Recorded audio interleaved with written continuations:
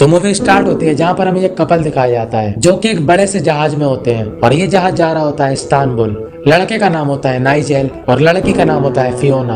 लड़के को हम बुलाएंगे जेल। और 7 साल पहले हुई थी इनकी शादी और इस जहाज में होने वाली है इनकी बर्बादी, क्योंकि मैंने जितनी भी जहाज वाली मूवी देखी है कोई ना कोई बर्बाद होता ही है। अब ये लोग जहाज में चिल कर रहे होते हैं, तभी फियोना को सुसु आती है और वो बाथरूम में चली जाती है। जेल उसका इंतजार करता है लेकिन काफी देर तक वो नहीं आती। तब जेल उस बाथरूम का दरवाजा खोलता है और वो देखता है कि फियोना किसी लड़की को संभाल रही है। दरअसल ये लड़की पी के एकदम टुल हो जाती है। अब फियोना और जेल इसको बाहर बैठालते हैं।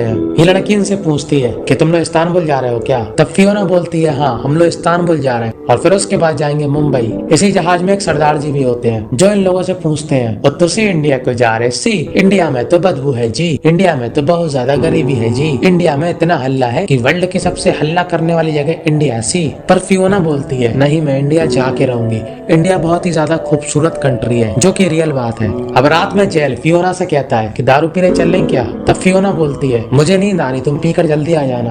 अब जेल बार में जाता है जहाँ पर उसे वही लड़की मिलती है जो पी के बाथरूम में डली थी। जेल उससे पूछता है कि अब तुम्हारी तबीयत ठीक है? तब ये लड़की कहती है कौन हो तुम?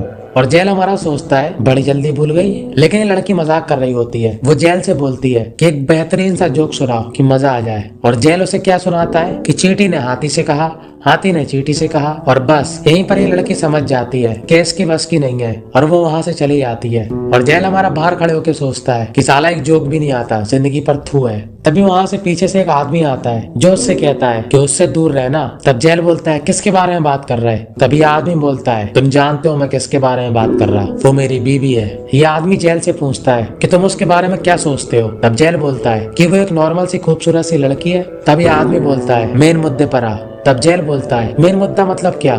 तब आदमी उससे पूछता है कि तू उसके साथ बूम बूम करना चाहता? अब ये सुनकर जेल का दिमाग हिल जाता है और वो सोचता है कौन है ये सन की बुड्ढा। वो जेल से बोलता है कि मुझे मेरे कमरे तक छोड़ दो। और जब जेल उसे कमरे तक ले जाता है तब वो जेल को उसके साथ एक क्वार्टर पीने के लिए रोक लेता है और उसको अपनी कहानी सुनाने लगता है। अब यहाँ पर मैं आपको एक बात बता दूं कि उस लड़की का नाम होता है मिमी और इस आदमी का नाम होता है ऑस्कर। अब ऑस्कर की कहानी स्टार्ट होती है जहाँ पर हमें वही लड़की दिखाई जाती है जिसका नाम होता है मिमी। मिमी एक बस में बैठी होती है और उसी बस में होता है ऑस्कर जो कि एकदम जवान होता है। इस बस में टिकट चेक करने वाला आता है पर मिमी के पास टिकट नहीं होता और ऑस्कर उसे बचाने के लिए उसको अपना टिकट दे देता है और खुद के एल लगवा लेता है, जिसके बाद टीसी उसे बस से बाहर निकाल देता है। और जाते जाते वो खूबसूरत सी कन्या मिमी को देखता है और वो भी उसे देखती है। ऑस्कर एक राइटर होता है, ऑस्कर के पास काफी पैसा होता है जो कि खानदानी होता है। वैसे तो ऑस्कर का माइंडसेट पेल के छोड़े वाला होता है, पर इस खूबसूरत सी कन्या को देखकर उसके अंदर का मजनू जाग जाता है और इसलिए अब वो उससे दोबारा मिलना चाहता है और इसलिए वो उसको हर दिन उसी बस में उसको ढूंढता है। पर बस में तो वो उसको नहीं मिलती।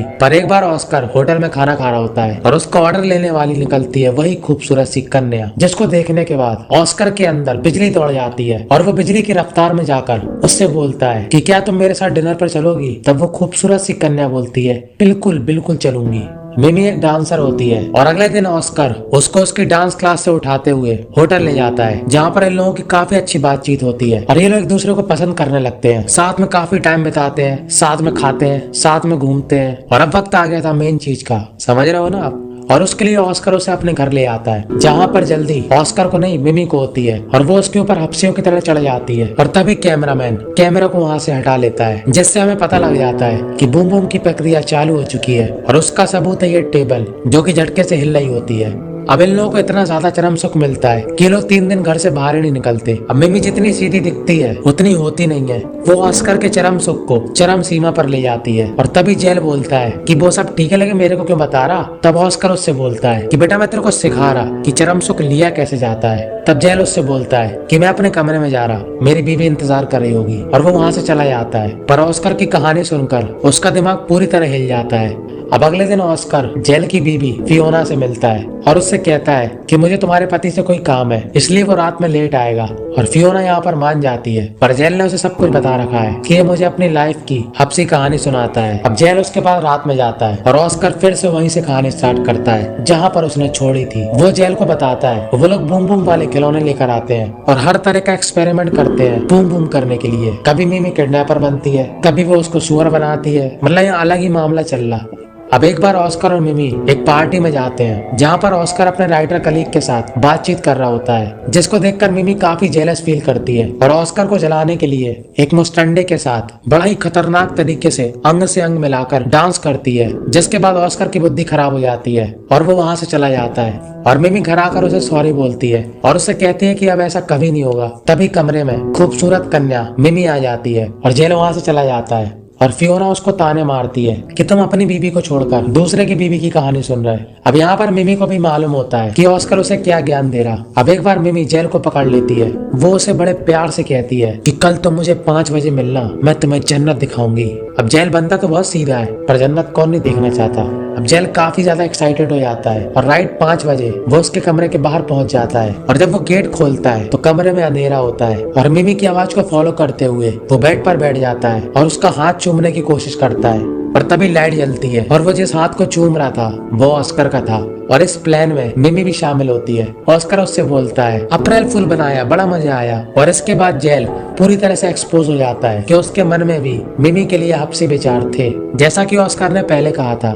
और वो अपने आप को कोसने लगता है और ऑस्कर के सामने काफी ज्यादा अनकंफर्टेबल महसूस करता है। पर ऑस्कर उससे कहता है चिल मारो बेटा, मजाक कर रहे थे। अब मिमी के जाने के बाद ऑस्कर फिर से अपनी कहानी शुरू कर देता है। वो उसे बताता है कि मिमी को हर टाइम बस बूम बूम चाहिए था और वो मेरा काम खराब करती थी और उसको रहने खाने का ढंग भी नहीं था।